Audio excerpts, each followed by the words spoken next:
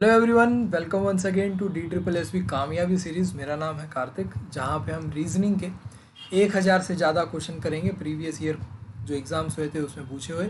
अभी तक हमने 2 क्लास करी हैं जिसमें 40 क्वेश्चन हो चुके हैं हमारे। आज हम 41 से लेकर 60 के क्वेश्चन करेंगे और ये सीरीज़ पूरी आप लोगों के लिए सभी DSSB एग्ज़ाम में बहुत हेल्पफुल रहने वाली है। ट्रस्ट में आप ये सीरीज़ पूरी करें जिसमें आप 1000 से ज़्यादा क्वेश्चन करेंगे जब, तो आपके रीजनिंग में एक भी क्वेश्चन गलत नहीं होगा। ये मैं आपको पूरी एक भरोसा दिला सकता हूँ, जिसमें आप अगर शिद्दत से सारे क्वेश्चन करेंगे अच्छी प्रैक्टिस के साथ, अच्छी अंडरस्टैंडिंग के साथ, तो आप रीजनिंग में full out of full marks ज़रूर अटेन करेंगे। ये मेरा आपको एक भरोसा दिलाने का मकसद है। और बहुत सारी चीज़ें ऐसी हैं कि अभी एग्ज़ाम नहीं है, एग्ज़ाम आगे आगे आएंगे तो हम नहीं करते, अभी नहीं करते। बस कंटिन्यू रखिए। आप ये भूल जाइए कि कब एग्ज़ाम है, कब एग्ज़ाम होगा। मैं भी कंटिन्यू रहूँगा। सारी की सारी क्लासेस आप लोगों के लिए लेके आऊँगा। एक भी ऐसा नहीं होगा कि आपको कभी ऐसा लगे कि भाई एक हफ़्ता हो गया कोई क्लास नहीं आई, 2 हफ्ते हो गए क्लास नहीं। रेगुलरली हमारी क्लासेस रहेंगी, आप भी रेगुलरली प्रैक्टिस करेंगे तो आप जब भी एग्ज़ाम अनाउंस होगा, एग्ज़ाम होगा, आपके फुल मार्क्स रीजनिंग में ज़रूर आएंगे।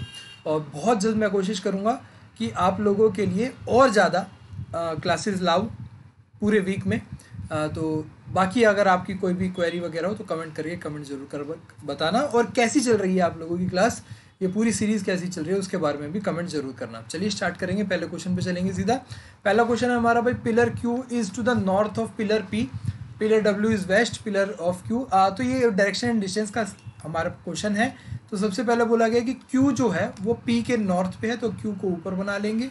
P हमारा यहाँ पे है, ये पिलर W वेस्ट है Q के, तो वेस्ट में बना लेंगे। वेस्ट हमारी साइड ये है। और पिलर जो W है वो ईस्ट में है S के, यानी कि जो ये W है ये ईस्ट है किसके, S के। तो S कहाँ पे होगा, यहाँ पे। और ये साइड ये हो जाएगी इसकी, ईस्ट हो जाएगी S के कंपैरिजन में। Pillar S is south to pillar T, pillar T यानी कि S के ऊपर होगा क्योंकि S हमारा पिलर T के साउथ में है। What is the position of pillar S to respect to pillar P। अब हमें S की यानी कि इसकी हमें डायरेक्शन बनानी है किसके रिस्पेक्ट में, P के इसके रिस्पेक्ट में। अगर हम देखें साफ साफ दिख रहा है ऊपर की तरफ नॉर्थ, इधर वेस्ट, तो ये नॉर्थ वेस्ट होता है। अगर फिर भी अब अगर आपको थोड़ी बहुत दिक्कत होती है डायरेक्शन में, तो आप फटाफट बना सकते हो एक कि भाई हमारा ऊपर नॉर्थ होता है, नीचे साउथ होता है, इधर ईस्ट होता है और इधर क्या होता है, वेस्ट होता है। ये बार बार बनाने की जरूरत नहीं पड़ेगी। अगर आप बिगिनर है तो स्टार्टिंग में बना लीजिए। कोई भी आपको डायरेक्शन का एग्जाम क्वेश्चन दिखे तो साइड में ये डायरेक्शन बना लीजिए स्टार्टिंग फेज में।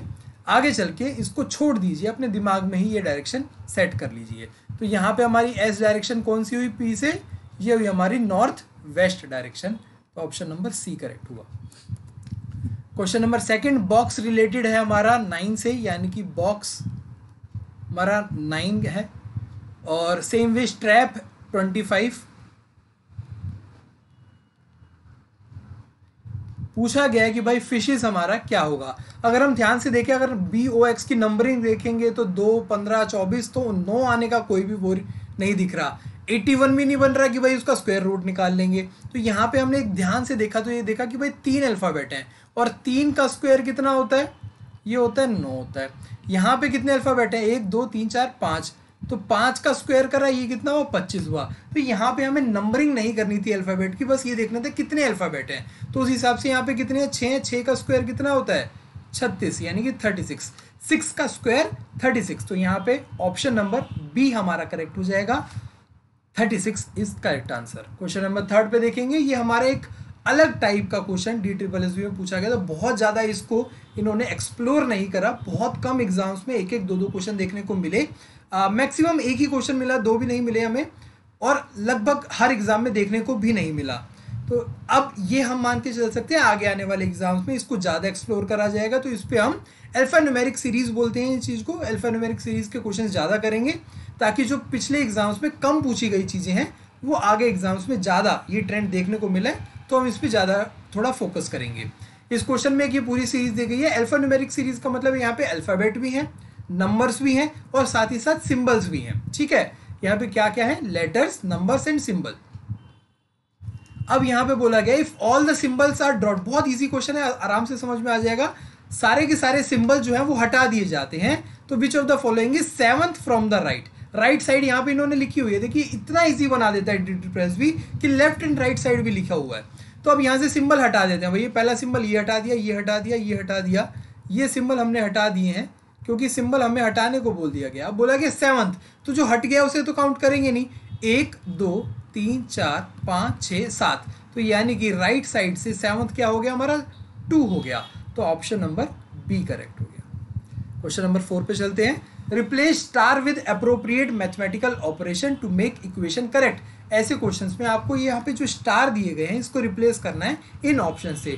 तो बहुत एक सटीक तरीका है इन चीज़ों को चेक करने का कि वैसे तो देखो बेसिकली हमें करने तो ये सिंबल्स हैं जो हमारे मैथमेटिकल ऑपरेशंस हैं वो पुट करके ही चेक करने हैं, बट उसमें हमें इजीली सबसे आसानी से सबसे तेज कैसे चेक करना होगा, हम सबसे पहले डिवीजन वाला चेक करेंगे। ठीक है, कि हमारा जो डिवीजन वाला है वो होता है या नहीं होता है।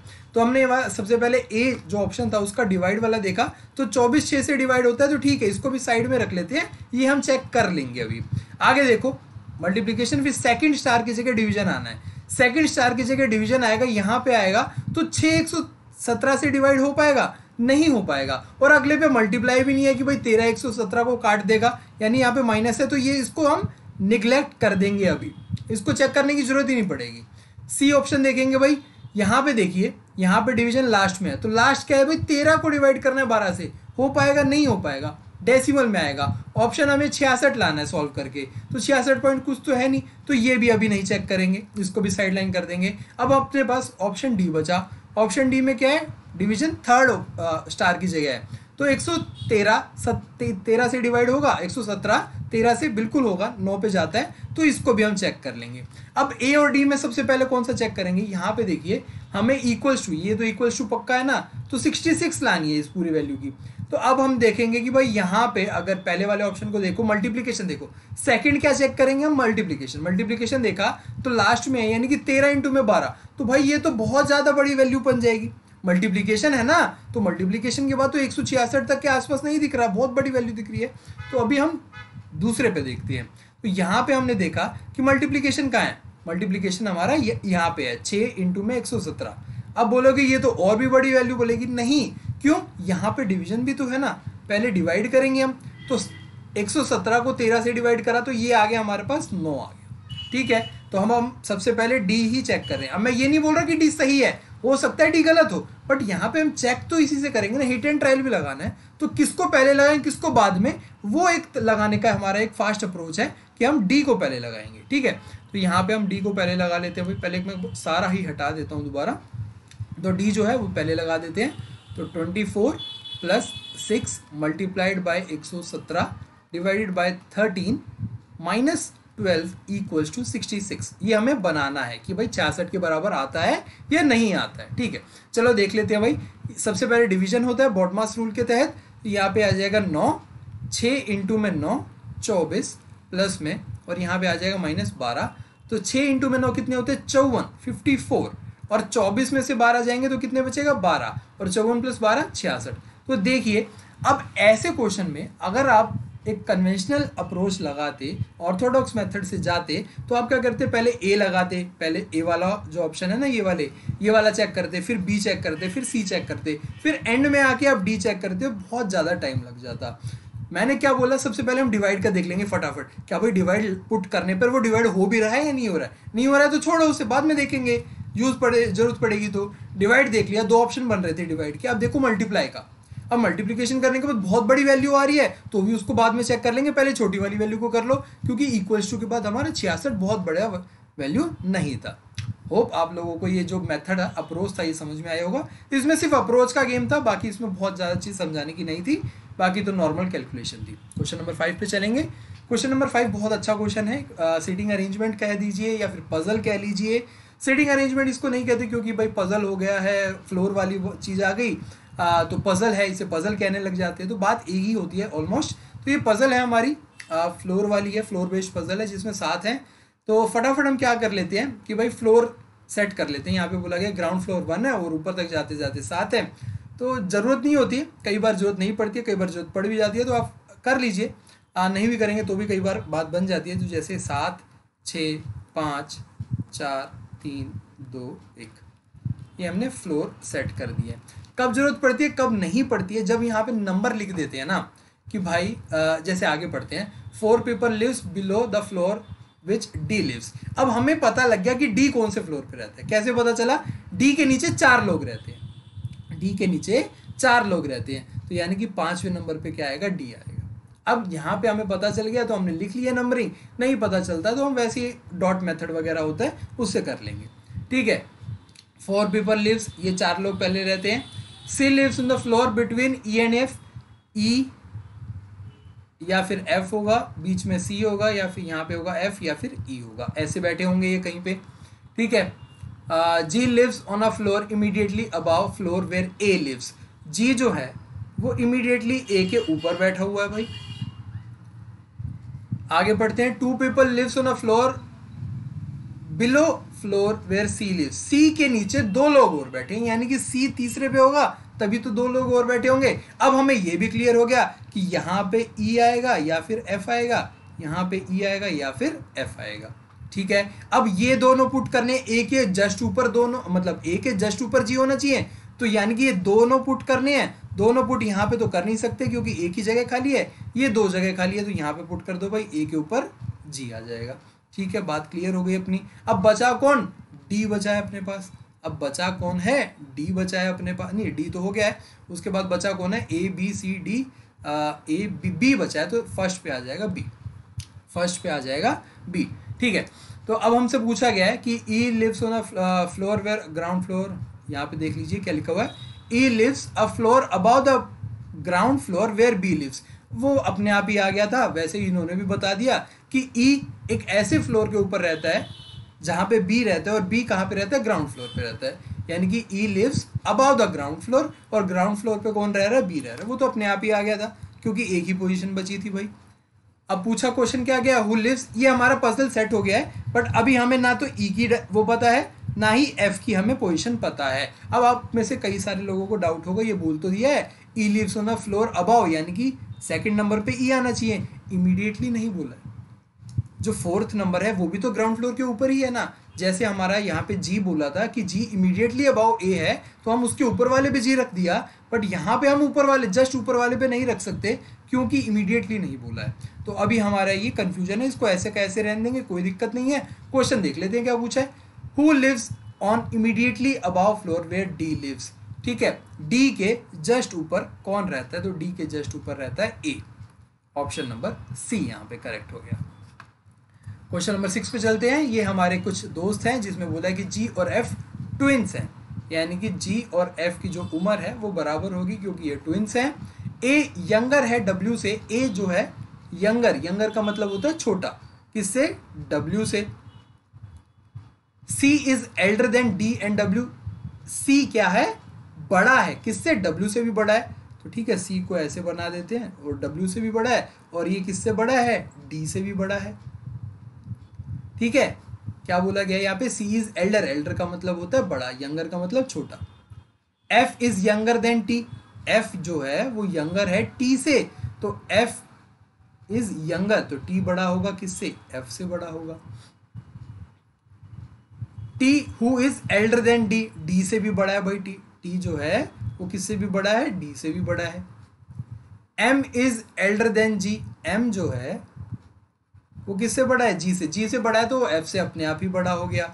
Which of the following conclusion is correct, इनमें से जो कंक्लूजन यानी कि ऑप्शन है वो करेक्ट कौन सा है। तो सबसे पहले देख लेते हैं D और M बराबर है क्या, D और M बराबर है, नहीं भाई, सिर्फ एक ही बराबर है, G और F, तो ये रॉन्ग हो गया।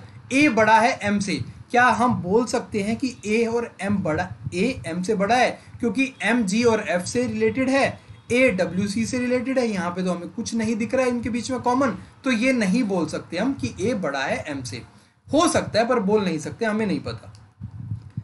G बड़ा है W से, G और W के बीच में कोई रिलेशन दिख रहा है भाई, यहाँ पे तो हमें कुछ नहीं दिख रहा। W A से तो बड़ा है और G F के बराबर और M से छोटा है, तो यहाँ पे हमें कुछ रिलेशन नहीं दिख रहा है, कोई भी रिलेशन नहीं दिख रहा है मैच हो रहा हमारा। अब बोलेंगे कहीं कि भाई T से D, W और D में भी तो कोई रिलेशन नहीं है, ठीक है, तो ये भी नहीं पता।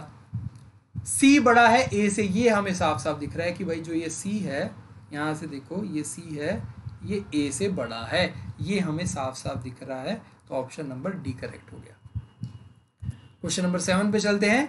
यहाँ पे हमें बोला गया कि 2744 18 से रिलेटेड है, उसी तरीके से 343 किस से रिलेटेड होगा। अब यहाँ पे हमने देखा कि 343 और 2744 इन दोनों को देखते ही कुछ समझ में आ गया कि भाई कुछ तो यहाँ पे चीज़ है, क्योंकि 343 क्या होता है, 7 का क्यूब होता है, और 2744 क्या होता है, 14 का क्यूब होता है।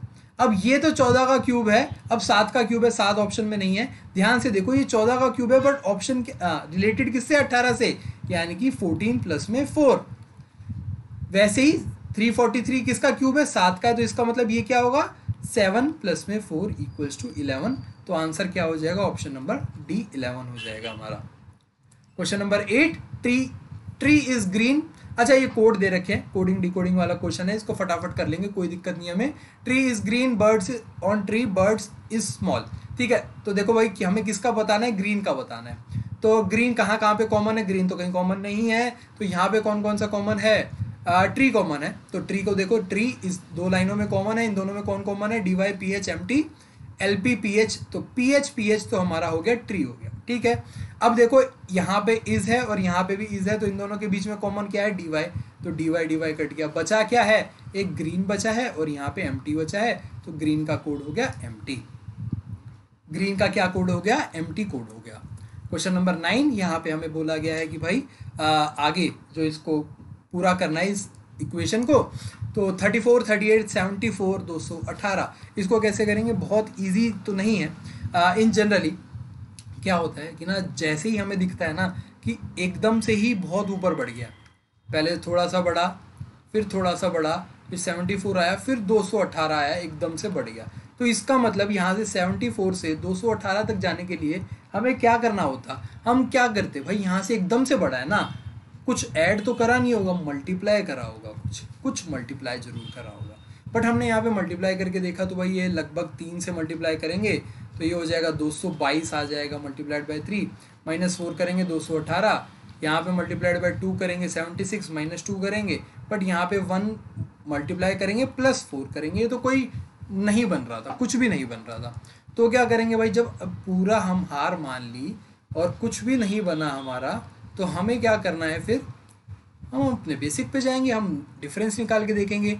यहाँ से डिफरेंस देखा कितना आया, 4 का आया, यहाँ से डिफरेंस देखा कितना आया, 6 का आया, यहाँ से डिफरेंस देखा कितना आया, 144 का डिफरेंस आया। तो 144, 36 और 4 देखते ही हमें समझ में क्या आ रहा है कि भाई ये तो 12 का स्क्वायर है, ये किसका स्क्वायर है, 6 का स्क्वायर है, और ये किसका स्क्वायर है, 2 का स्क्वायर है, यानी कि 2 का स्क्वायर, 6 का स्क्वायर, 12 का स्क्वायर, अगला किसका स्क्वायर होना चाहिए, 2 में 4 जोड़ो 6, 6 में 6 जोड़ो 12, 12 में 8 जोड़ो, यानी कि यहाँ पे कितना जोड़ो 4, यहाँ पे कितना जोड़ो 6, यहाँ पे कितना जोड़ोगे 8, तो यानी कि 20, 20 का करोगे स्क्वायर, ये कितना होगा 200, 200 प्लस में 218 कितने होंगे, 618।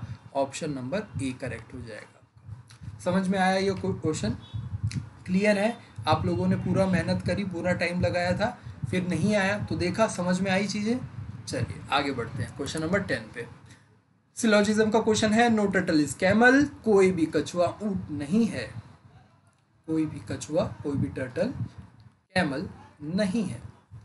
ऑल कैमल्स आर बोट, सारे के सारे जो कैमल हैं वो क्या है, कश्ती है, बोट है। ये हमारा वेन डायग्राम बन चुका है। अब हमें कुछ कंक्लूजन है वो बताने हैं। नो टर्टल इज बोट, कोई भी टर्टल बोट नहीं है। जब भाई हमारा सिर्फ और सिर्फ पहली लाइन में बोल रखा है no turtle is camel, turtle का कैमल से रिलेशन तो पता है, पर टर्टल का बोट से, पूरी की पूरी बोट से रिलेशन नहीं पता है, तो हम ये नहीं बोल सकते कि ये है या नहीं है, रॉन्ग हो गया। नोट बोट इज टर्टल, कोई भी बोट, भाई देखो जो सी वाला पार्ट है ना, जो कैमल वाला पार्ट है, वो तो टर्टल में जा नहीं सकता, बाकी वाला हिस्सा जा भी सकता है और नहीं भी जा सकता, तो उसमें तो हमें कोई रिलेशन बता ही नहीं रखा है, तो नो बोट इज टर्टल, ये भी रॉन्ग हो गया, ये भी नहीं कह सकते हम। सम बोट्स आर कैमल, कुछ बोट कैमल हैं, हाँ ये वाला जो हिस्सा है बोट का वो कैमल है ना, क्योंकि ये क्या था, सी था, तो ये बात सही हो गई, कुछ बोट कैमल है। ऑल बोट्स आर कैमल, सारी की सारी बोट कैमल थोड़ी है भाई, कुछ ही तो बोट कैमल हैं। और अगर कुछ बोट कैमल पहले हम सही बोल चुके हैं तो सारी बोट कैमल है, ये थोड़ी बोलेंगे सारी कैमल बोट है, सारी बोट कैमल है, ये नहीं है, तो ये रॉन्ग हो गया। तो ऑप्शन नंबर ए करेक्ट हुआ है कि ओनली कंक्लूजन थर्ड फॉलोज। अच्छा, इस क्वेश्चन को करने में ना बता दिक्कत किसको आती है, जिसको सिलोजिज्म नहीं पढ़ा होता, ठीक है। जिसने पढ़ रखा है ना उसको तो समझ आ रहा है कि भाई रिलेशन है, नो रिलेशन है, क्या चीज़ क्या बोल रहा हूँ। जिसने नहीं पढ़ा उसको लग रहा है कि ये क्या गोले से बना दिए, अब हमें कुछ समझ नहीं आ रहा। तो एक बार जाओ प्लेलिस्ट में जाओ, सिलोजिज्म पढ़ो रीजनिंग का, फिर क्वेश्चन आपके सारे बन जाएंगे। अब ऐसे टाइम पे जब मैं क्वेश्चन सॉल्व करवा रहा हूँ ना, तो यहाँ पे क्या होगा, किसी सिलोजिज्म में अटके होगे तो समझ में आ जाएगा, बिल्कुल नहीं आता तो समझाना ना एक बहुत बड़े लेक्चर के बराबर हो जाएगा। तो ठीक है, जिसने सिलोजिज्म नहीं आता पहले पढ़ लो, फिर आ जाएगा समझ में। क्वेश्चन नंबर 11 पे चलते हैं। The position of how many letters will remain unchanged if letters Cupid is arrange in alphabetical order, यानी कि क्यूपिड यानी कि CUPID, इसको अगर हम अल्फाबेटिकल ऑर्डर में अरेंज करेंगे यानी कि बढ़ते क्रम में अरेंज करेंगे तो ये क्या हो जाएगा, CD, उसके बाद I, फिर आ जाएगा P और फिर U। इस तरीके से कुछ अल्फाबेटिकल ऑर्डर में लिखा जाएगा। तो कितनी पोजीशन चेंज नहीं हुई, बस C ही तो सेम रहा, बाकी सब तो पलट दिया गया है। तो एक ही ऐसा अल्फाबेट था जिसकी पोजीशन चेंज नहीं हुई। क्वेश्चन नंबर 12, 6 फ्रेंड्स हैं जो कि रहते हैं, बोला गया है बट ऑन डिफरेंट फ्लोर, ठीक है। ग्राउंड फ्लोर नंबर 1 है, उसके ऊपर 2 है, फिर 6 तक है। They study together at the evening, शाम को साथ साथ पढ़ते हैं। ओ को 2 फ्लोर नीचे जाना पड़ता है। अगर मान लो ओ यहाँ पे रह रहा है, ठीक है, मान लो ओ यहाँ पे रह रहा है, उसको 2 फ्लोर नीचे जाना पड़ता है अपने दोस्त से पढ़ने के लिए, तो यानी कि 1 फ्लोर नीचे और 2 फ्लोर नीचे। किसके पास जाते हैं 2 फ्लोर नीचे, S, तो S कहाँ रह रहा होगा, यहाँ पे रह रहा होगा S, ठीक है। अब बोला गया है S जिसे 2 फ्लोर नीचे जाना पड़ता है Q के साथ, अगर उसे Q के साथ पढ़ना है तो उसे 2 फ्लोर नीचे जाना पड़ेगा। तो Q कहाँ का रहता होगा, 1 फ्लोर नीचे, और उसके 1 फ्लोर नीचे यहाँ पे Q होगा। तो यहाँ पे हमारे पास कितने फ्लोर तय हो गए, 1 2 3 4 5 तो यहीं पे हो गए। अभी एक की और ढूंढनी है हमें। P has to go 2 floors about to study with T, अगर P को T के साथ पढ़ना है, P को T के साथ पढ़ना है तो उसे 2 फ्लोर ऊपर जाना होगा, उसे 2 फ्लोर ऊपर जाना होगा। R और O सबसे टॉप फ्लोर पे नहीं रहते, तो इसका मतलब O टॉप फ्लोर नहीं है, एक और फ्लोर है भाई ऊपर। तो ये हो गया हमारा 1 2 3 4 5 और ये 6ठा फ्लोर। ये बात क्लियर हो गई अपनी, ठीक है। चलिए अब यहाँ पे और देख लेते हैं। P does not live on bottom floor, भाई P सबसे नीचे नहीं रहता है, ठीक है। On which floor does Q lives, अच्छा Q कौन से फ्लोर पे रहता है, ये कैसे पता लगाएं। Q तो हमारा साफ साफ दिख ही गया है ना, पहले फ्लोर पे रह रहा है। अभी तो हमने कुछ भी अरेंज नहीं करा है, अभी 6 थी, 3 जगह खाली है, 3 जगह ही करी हैं, तो 6 की 6 बिना 6 फिल करे ही हमें पता चल गया कि Q पहले फ्लोर पे रहता है। और यही हमारा स्मार्ट अप्रोच होता है कि भाई ज़रूरत नहीं है पूरी पजल फिल करने की, क्योंकि क्वेश्चन एक ही है, एक पजल पे एक ही क्वेश्चन आ रहा है, तो क्वेश्चन पूरा पढ़ के ही आंसर आ जाएगा हमारा, ठीक है। चलिए फिर भी 6 के 6 पुट कर देते हैं। अभी बोला था कि R और O टॉप फ्लोर पे नहीं रहते, R और O टॉप फ्लोर पे नहीं रहते, तो यहाँ पे R भी नहीं आएगा। बचा क्या, R के लिए कौन सी पोजीशन बची, R के लिए क्या तो ये पोजीशन बच गई या फिर ये पोजीशन बच गई। अब P के 1 फ्लोर छोड़ के T है, अगर हम P को यहाँ पे पुट करेंगे तो T यहाँ पे जरूर आएगा, फिर R के लिए यही बचता है। तो इसका मतलब P यहाँ पे है, T यहाँ पे है और R यहाँ पे है। ये हमारे 6 के 6 फिल हो गए थे, ठीक है भाई, समझ में आ गई चीज़ें। ये ज़रूरत भी नहीं थी फिल करने की, हमें तो साफ साफ पता चल रहा था भाई Q कौन से फ्लोर पे रह रहा है, पहले फ्लोर पे। चलिए क्वेश्चन नंबर 13, गुआवास की जो कोडिंग है वो ऐसे दे रखी है भाई, GUAVAS और EYKOWR। फटाफट नंबरिंग कर लेते हैं भाई अपनी। 7 21 1 22 1 19 5 25 11 15 23 18। ध्यान से देखेंगे अब हम, कुछ भी नहीं बन रहा हमारा, फ्रंट बैक में भी देखा, रीअरेंजमेंट करके भी देखा, कुछ भी नहीं बन रहा। तो हमने पेयर बना लिया भाई, फटाफट पेयर बना लिए, 3 3 के पेयर बना लिए, 3 3 के पेयर बना लिया। तो यहाँ से देखा कि भाई 1 + 4 21 + 4 7 + 4, तो ये क्या बन रहा है, +4 बन रहा है। यहाँ पे देखा 19 - 4 1 - 4 22 - 4, तो सेकेंड हाफ क्या बन रहा है, -4 बन रहा है। पहले हाफ +4 सेकेंड हाफ -4, तो उस तरीके से ग्रेप्स क्या हो जाएगा हमें पता लगाना है, तो ग्रेप्स का पता लगा लेते हैं भैया।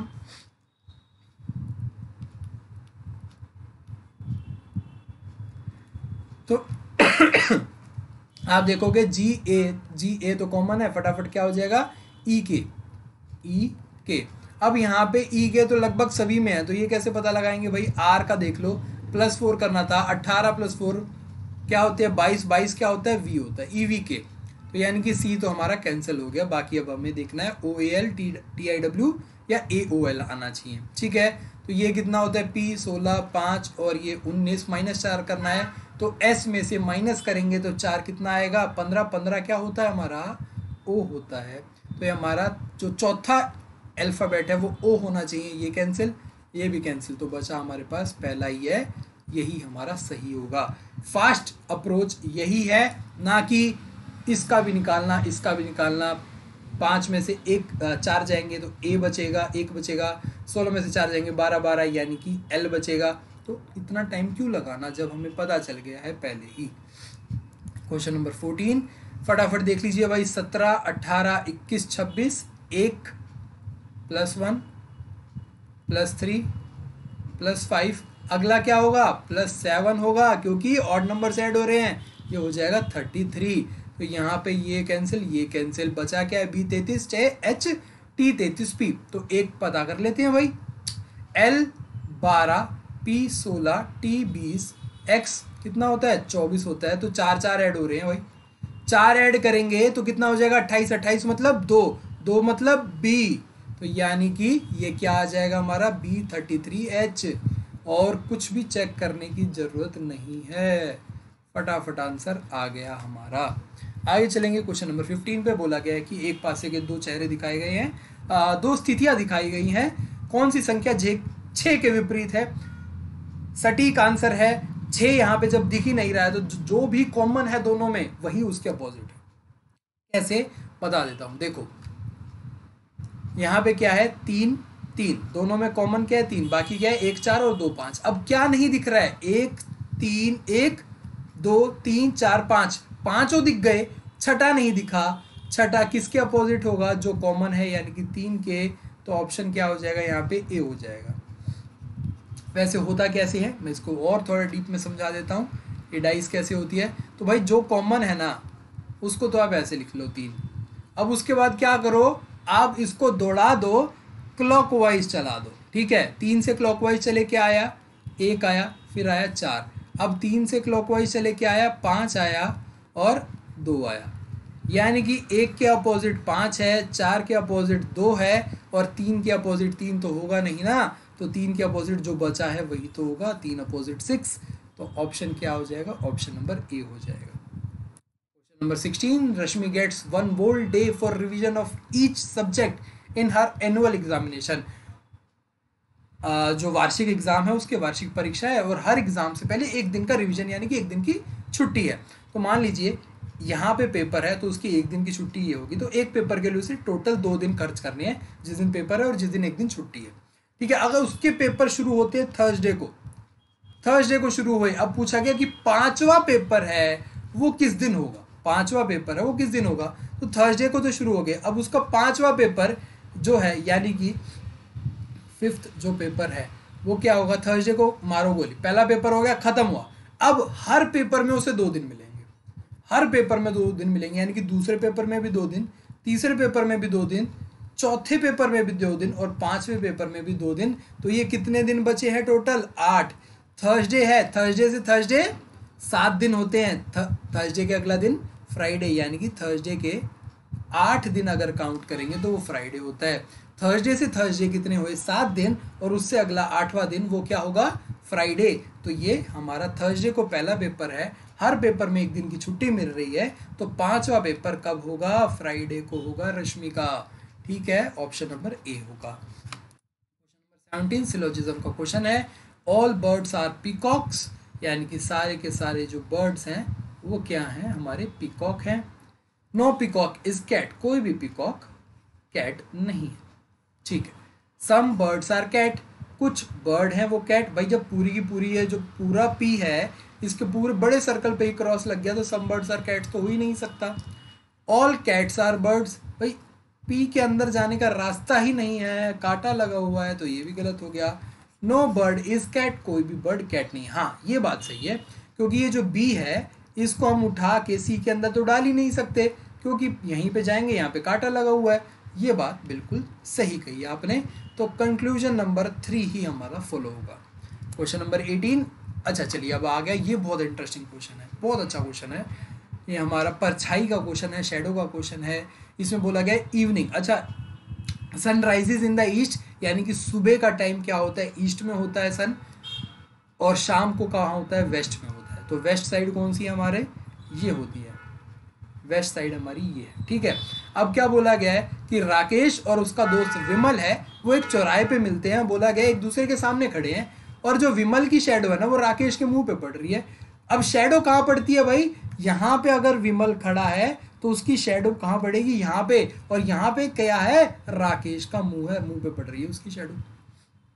ठीक बात है, यानी कि ये क्या है, वो चौराया था जहाँ पे राकेश और विमल मिले, स्कूल से आते हुए मिले।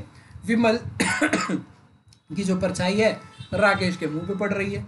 अब बोला गया है थोड़ी देर बात करी, राकेश मुड़ जाता है राइट की तरफ। अब भैया राकेश एक, अच्छा यहाँ पे अब हमें ये कैसे पता चलेगा कि राकेश का मुंह कहाँ है, they were facing face to face. अब एक दूसरे की पीठ के सामने तो बात नहीं कर सकते ना, इसको मैं थोड़ा राकेश और विमल बना देता हूँ।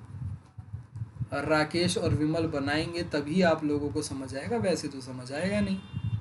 ये हमने राकेश बना दिया और ये बना दिया विमल, ठीक है। इसकी आंखें इधर देख रही हैं, इसकी आंखें इधर देख रही हैं, और इस भाई साहब की तो परछाई भी इधर पड़ रही है। इसकी परछाई कहाँ पड़ेगी, इसकी परछाई यहाँ पड़ेगी, क्योंकि सूरज देवता यहाँ पे है। और ये कौन था भाई, ये विमल था, ये राकेश था, ठीक है। अच्छा इतनी बातें क्लियर हो गई। एक बार मैं फिर से हटा देता हूँ भाई, ये परछाई वरछाई हटा देते हैं। अब बता देते हैं आपकी हाँ, तो ये जो राकेश है इधर देख रहा था। अब बोला गया कि भाई थोड़ी देर बात करी और उसके बाद राइट मुड़ जाते। अब राकेश जो है जो इधर देख रहा था, तो इसका राइट किधर होगा, इसका राइट तो ये होगा ना। यहाँ से चलते चलते ये उधर की तरफ मुड़ गया, उधर की तरफ मुड़ गया। अगर ये वेस्ट है, ये ईस्ट है, ये साउथ होगा, और ये कौन सी डायरेक्शन होगी, नॉर्थ होगी। तो पूछा गया था कि राइट मुड़ने के बाद कौन सी दिशा में चल रहा है, तो वो होगी नॉर्थ डायरेक्शन। वो क्या होगी, नॉर्थ डायरेक्शन होगी, ठीक है।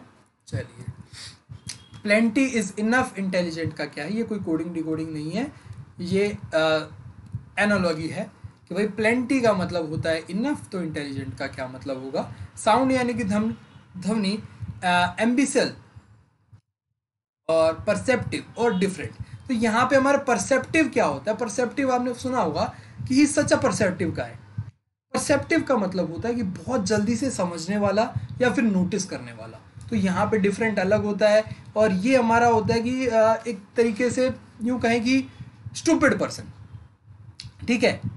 एम्बिसिल का मतलब क्या होता है, स्टूपिड पर्सन, कोई मूर्ख पर्सन। तो भाई इंटेलिजेंट, यहाँ पे हमने प्लेंटी का सिनोनिम देखा, इनफ। मेरे पास plenty of books, I have plenty of books, पर मेरे पास इनफ बुक्स हैं जिससे मैं अपना एग्जाम क्रैक कर सकता हूँ। तो इसका मतलब भाई यहाँ पे सिनोनिम नहीं ढूंढना है, उससे जुड़ता हुआ ढूंढना है वर्ड। तो इंटेलिजेंट का तो अपोजिट हो जाता है ये, तो ये रॉन्ग हो गया। साउंड डिफरेंट, ये भी रॉन्ग हो गए। परसेप्टिव का मतलब बताया कि बहुत जो जल्दी से चीज़ें समझ लेता है, जल्दी से चीज़ें नोटिस कर लेता है, तो परसेप्टिव गाय, परसेप्टिव पर्सन हमारा इंटेलिजेंट होगा। तो ऑप्शन नंबर सी करेक्ट हो जाएगा। चलिए आखिरी क्वेश्चन आप लोगों के लिए होमवर्क है। जैसा कि हर क्लास में एक क्वेश्चन आप लोगों के लिए होमवर्क होता है, ताकि आप लोग भी कमेंट करके बताएं अपना आंसर। और ये ऑप्शन नंबर ए है, ये बी है, ये सी और ये डी है। तो उम्मीद है कि आज के ये 20 क्वेश्चन बहुत ही इंटरेस्टिंग, बहुत ही अच्छे लेवल के क्वेश्चन थे। ये काफ़ी अच्छा लेवल का क्वेश्चन था, इससे ऊपर लेवल जाना देखेंगे आगे और भी हो सकता है। उसमें जो हेड क्लर्क वगैरह एग्जाम में थे उसमें और थोड़े अच्छे क्वेश्चन थे, बट ये बहुत अच्छा लेवल था क्वेश्चन। DSSB में रीजनिंग का 20 क्वेश्चन थे, ये बहुत अच्छे थे और सभी को समझ में आए होंगे। तो जितने हमारे साथी DSSB की तैयारी कर रहे हैं उनकी एक अच्छी तैयारी हो रही होगी, और यही उम्मीद है। अगली क्लास में फिर मुलाकात होगी। कोई अगर गलती हुई हो, कोई डाउट हो, कोई क्वेरी हो, तो कमेंट करके बता देना। कुछ ज़्यादा बात करनी है, पूछना है तो टेलीग्राम ज्वाइन कर लो, टेलीग्राम का लिंक डिस्क्रिप्शन बॉक्स में है, और प्रीवियस ईयर पेपर भी वहाँ पे मिल जाते हैं। ज़्यादा प्रैक्टिस करनी है तो आपको वहाँ से कर लो डाउनलोड। टेलीग्राम ग्रुप ज्वाइन कर लो, बेसिकली इतनी सी बात है। कभी भी मैसेज करोगे बाकी सारे साथी वहाँ पे मैं रिप्लाई कर लेंगे, मैं भी हूँ और मैं भी रिप्लाई करता हूँ, ठीक है। तो चलिए मुलाकात होगी फिर अगली क्लास में, तब तक के लिए ध्यान रखें, पढ़ते रहें और ज़्यादा मस्ती ना करें, चलिए।